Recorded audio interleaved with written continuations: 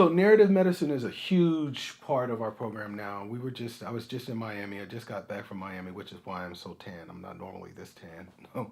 um, I just got back from Miami, and one of the keynote speakers, who's the top person for public health in New York State, young physician, young woman, bright, intelligent. She spent about half the time of her keynote talking about narrative.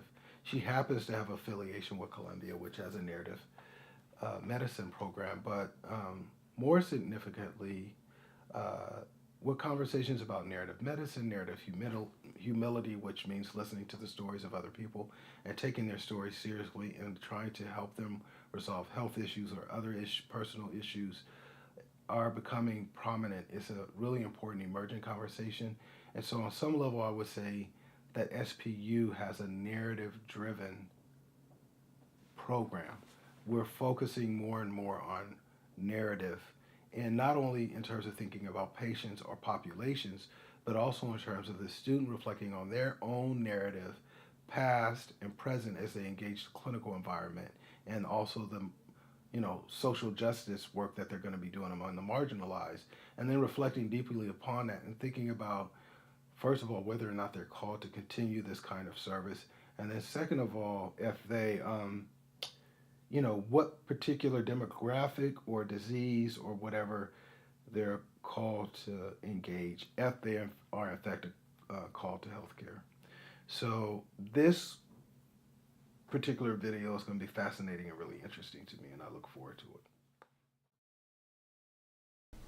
May I never see in the patient anything but a fellow creature in pain.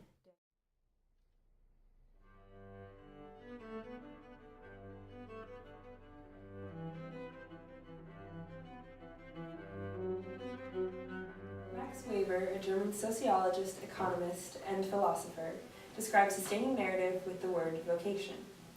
To Weber, vocation means the gradual accumulation of knowledge and skills, and the ever stronger conviction that one was meant to do this one particular thing in one's life. This idea of sustaining narrative and vocation being linked presents them as a foundation that we, as aspiring medical professionals, can use to support us on our journey. We can use the narratives that we acquire as reflective moments to reassure ourselves that we are on the correct path.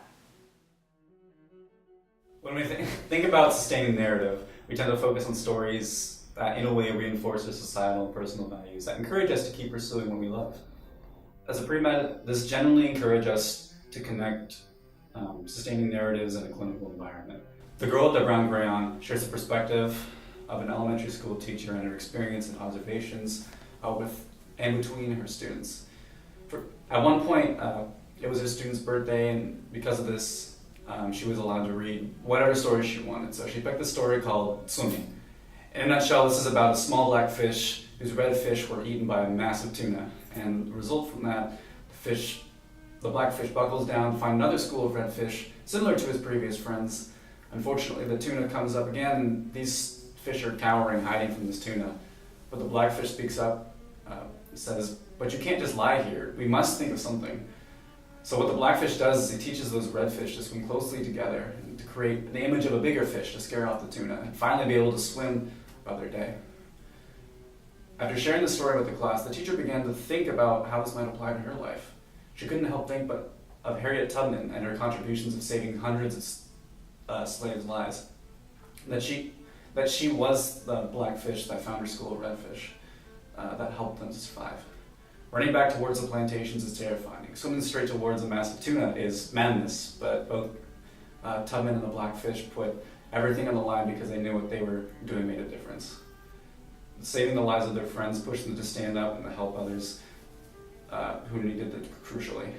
As potential healthcare professionals, it is not going to be easy, but taking stories like the blackfish and Harriet Tubman, and sharing stories of our own, we can maintain our own values as a doctor, and by sustaining their narratives to what matters most, we can sustain our narratives as doctors as well.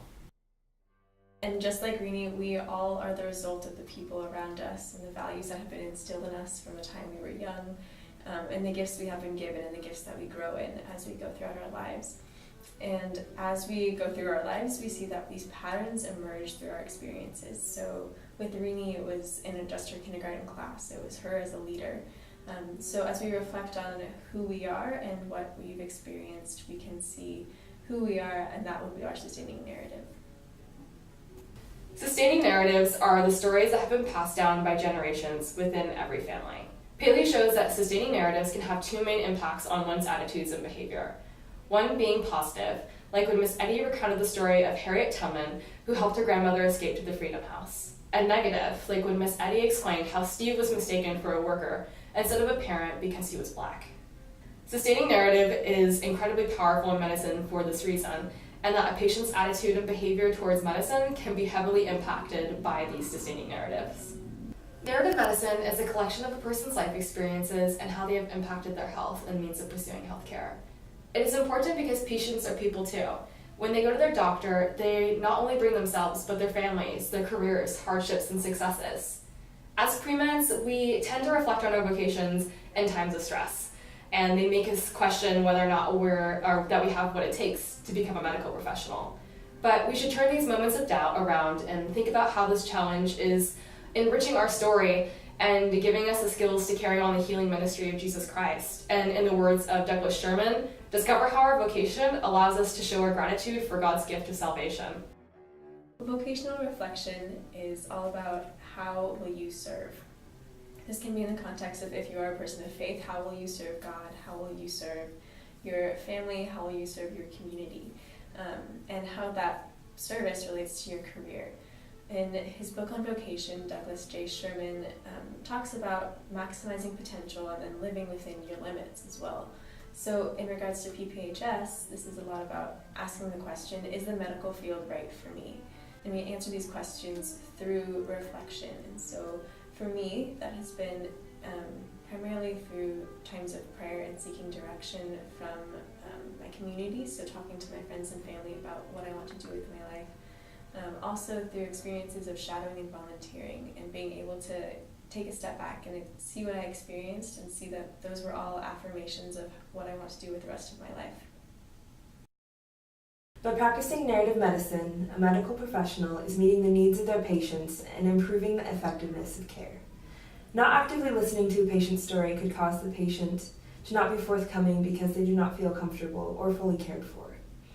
Also, actually listening to a patient's story can stop a medical professional from making assumptions that delay the healing process.